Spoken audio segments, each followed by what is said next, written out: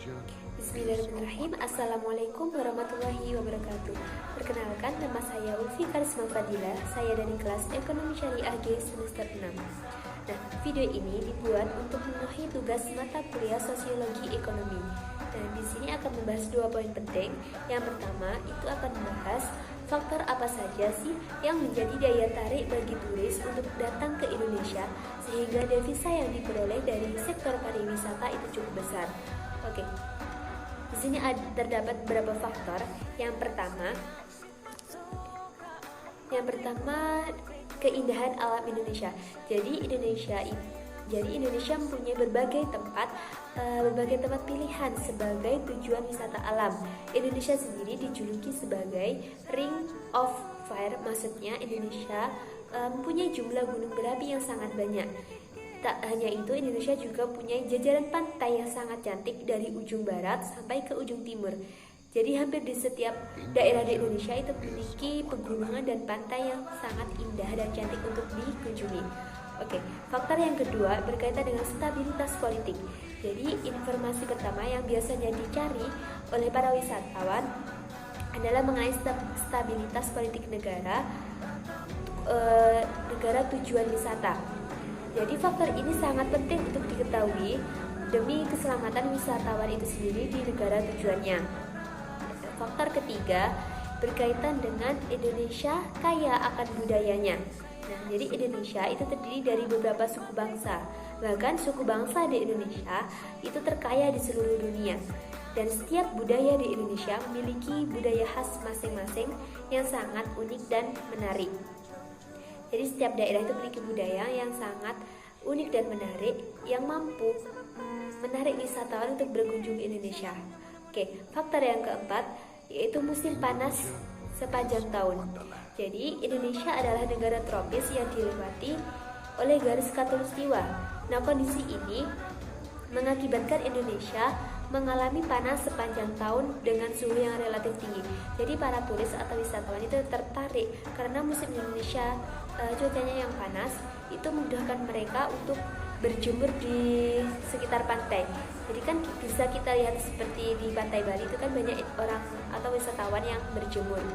Nah, faktor kelima itu adalah karakter orang Indonesia yang ramah. Jadi penduduk Indonesia dikenal sebagai pribadi yang ramah dan bersahabat.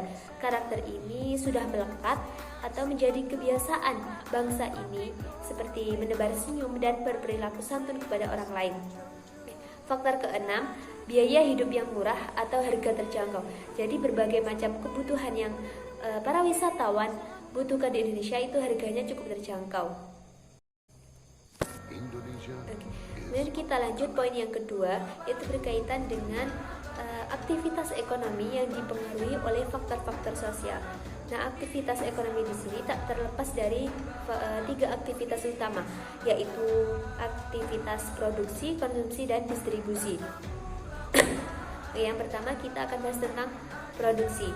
Jadi produksi merupakan kegiatan yang dikerjakan untuk menambah nilai guna suatu benda atau menciptakan benda baru guna memenuhi kebutuhan.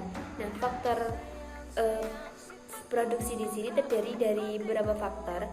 Faktor produksi dibedakan menjadi 2 macam. Yang pertama faktor asli dan yang kedua faktor turunan. Nah, faktor asli di sini terdiri dari 2 macam, yaitu faktor alam dan faktor tenaga kerja. Faktor alam sendiri itu yang berasal dari kekayaan alam Indonesia yang sudah tersedia, misalnya kekayaan hutan, kekayaan laut, tanah, dan lain-lainnya. Kemudian faktor tenaga kerja ini berasal dari tenaga yang dikeluarkan oleh manusia untuk melakukan proses produksi. Kemudian faktor turunan di sini terdiri dari modal dan kewirausahaan atau pengusaha. Nah, modal di sini berkaitan dengan barang-barang atau peralatan yang dapat digunakan untuk melakukan proses produksi. Kemudian untuk kewirausahaan atau pengusaha itu berkaitan dengan bagaimana mengelola berbagai faktor produksi untuk memperoleh hasil yang maksimal.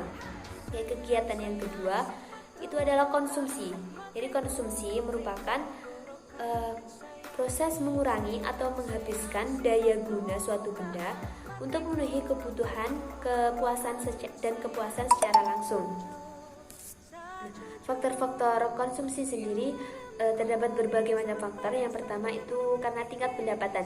Nah, jika pendapatan rumah tangga itu tinggi, maka jumlah konsumsinya juga tinggi. Begitu sebaliknya, jika pendapatan rumah tangga rendah, maka konsumsinya juga rendah. Kemudian tingkat harga, kemudian sikap dan gaya hidup, adat istiadat, modal barang. Modal barang ini di sini berkaitan dengan tren zaman sekarang. Kemudian kegiatan berkompetisi dengan konsumen lain, dan yang terakhir karena faktor selera konsumen. Nah, kemudian aktivitas yang selanjutnya yaitu distribusi. Jadi distribusi merupakan kegiatan yang menghubungkan antara produsen dan konsumen.